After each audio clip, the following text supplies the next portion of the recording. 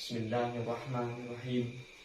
Assalamualaikum warahmatullahi ta'ala wabarakatuh. Alhamdulillahi rabbil alamin. Wal akibatul muttaqin. Assalatu wassalamu ala asrofil anbiya'i wal mursalin. Sayyidina wa maulana Muhammad wa ala alihi wa ashabihi wa man tabi'ahum bi ihsanin illa yaumiddin. Amma ba'du. A'udzubillahi minasyaitonirrajim. Bismillahirrahmanirrahim. Wa ma khalaqtul jinna wal insana illa liya'budun. Afdhalu dzikri la ilaha illallah wa afdhalu du'a alhamdulillah. Hadirin wal hadratul jamaah, insyaallah kita bersama-sama dimuliakan oleh Allah Subhanahu wa taala. Pada kesempatan kali ini, marilah kita bersama-sama untuk memuja dan memuji Allah Subhanahu wa taala. Karena memuja dan memuji Allah Subhanahu wa taala inilah yang akan menenangkan diri kita, menenangkan kalbu kita, agar kita merasa seorang hamba yang akan kembali kepada Allah Subhanahu wa taala dan tidak ada apa-apanya di mata Allah Subhanahu wa taala. Begitupun kita tidak lupa untuk berselawat kepada junjungan kita, suri tauladan kita yang telah membawa agama kita ini dari zaman kebodohan menuju zaman kebentaran, dari zaman kegelapan menuju zaman terang yang menderang ini. Siapakah beliau? Beliau adalah Sayyidina wa Maulana Muhammad sallallahu alaihi wasallam. Jamaah sekalian, kesempatan kali ini tausiah kultum saya tentang moderasi beragama, tinjauan kepada Al-Quran dan hadis. Perlu kita sadari bahwasanya seorang muslim itu bukan berarti dia harus merasa dirinya yang paling benar, bukan berarti dia merasa dirinya yang akan pertama kali masuk surganya Allah Subhanahu wa taala.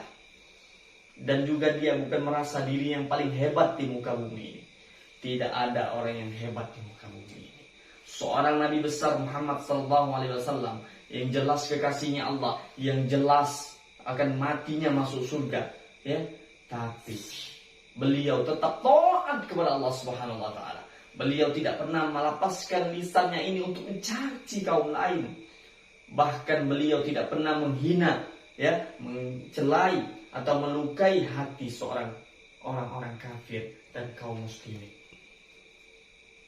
Mungkin merasa diri kita ini yang paling hebat ketika kita melakukan suatu kebaikan, kebajikan. Kita berimpak 100.000, ya. Melihat orang berimpak 1.000, 2.000, 3.000 dan seterusnya masih di bawah kita, dan diri kita ini sudah merasa yang paling baik.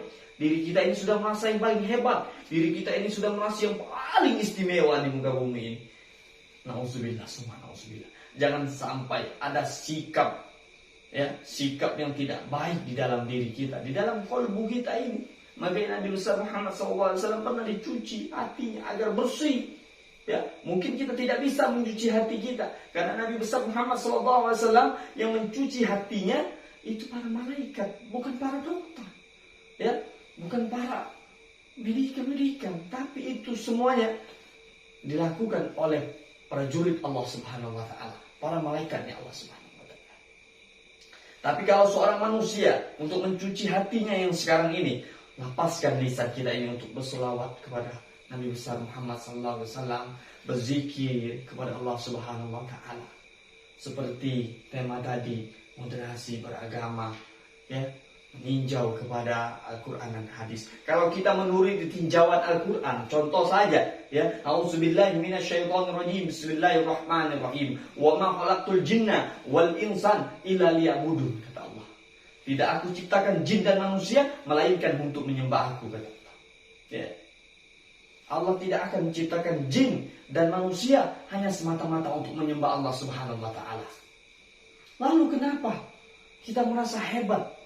Seakan-akan kita hidup di dunia Allah Subhanahu wa taala ini yang paling lama, kekal abadi, tidak ada dua.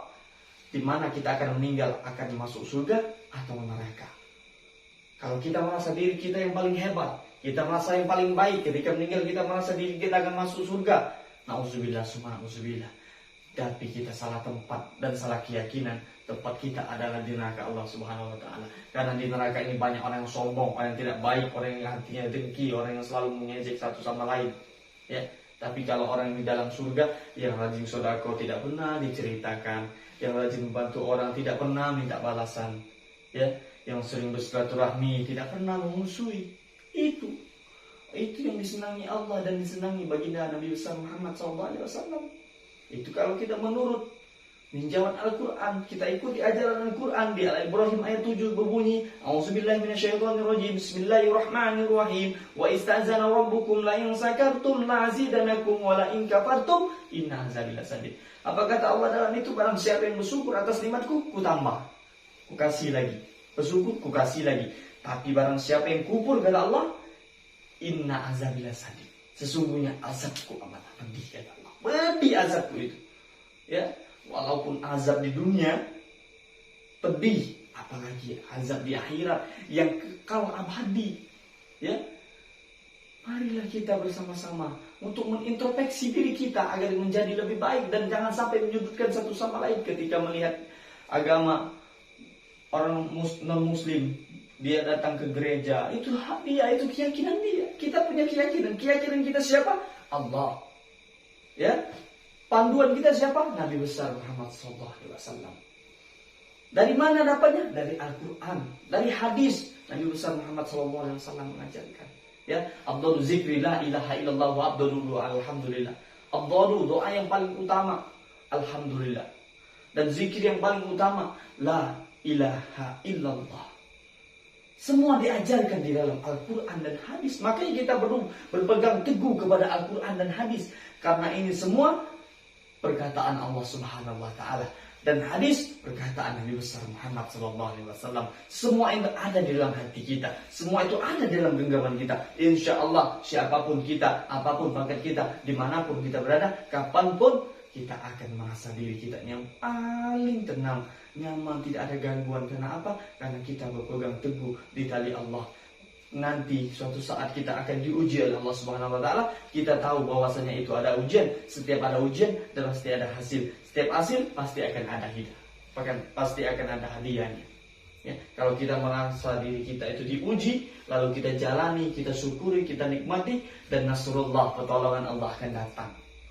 Nah, pas datang pertolongan Allah nanti, pasti Allah berikan yang istimewa, Allah berikan yang terbaik. Mungkin saat ini ada keluarga kita yang meninggal, Allah semata-mata menarik nyawanya, bukan semata-mata benci. Kita sayang sama keluarga kita yang meninggal itu. Allah bukan benci, tapi Allah menguji kesabaran kita sampai mana.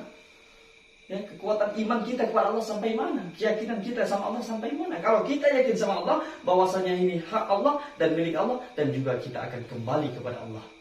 Maka dari situ jemaah sekalian, saya mengajak merangkul semuanya agar kita selalu menjaga toleran kita kepada satu sama lain. Jangan sampai menyudutkan satu sama lain, apalagi menyakiti hati seorang muslim lalu dia berdoa di sepertiga malam. Hati-hati, hidup kita sudah mulai gelisah karena dia mengadu kepada Allah Subhanahu wa taala, bukan mengadu ke polisi, TNI, presiden dan lain sebagainya, tapi dia mengadu kepada orang yang sangat tidak bisa dipandang, orang yang sangat ditakuti oleh siapapun. Dia tidak bisa dilihat, namun dia bisa dirasakan. Siapa?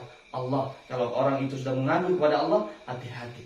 Ya, diri kita hati-hati. Karena kita telah menyakiti. Maka dari situ Nabi besar menganjurkan agar kita umat Muslim, umat Nabi besar Muhammad SAW selalu berpegang teguh kepada Al-Quran dan hadis agar hidup kita tenang dan tidak pernah menyakiti. Karena keselamatan manusia ada pada lisannya.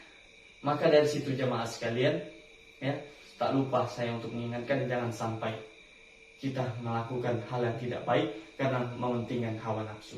Dan apabila kata-kata saya tadi menyinggung atau menyakiti hati jamaah sekalian, saya mohon maaf yang sedalam-dalamnya. Marilah kita semua memohon ampun kepada Allah Subhanahu wa taala. Wa aku minkum. Wassalamualaikum warahmatullahi taala wabarakatuh.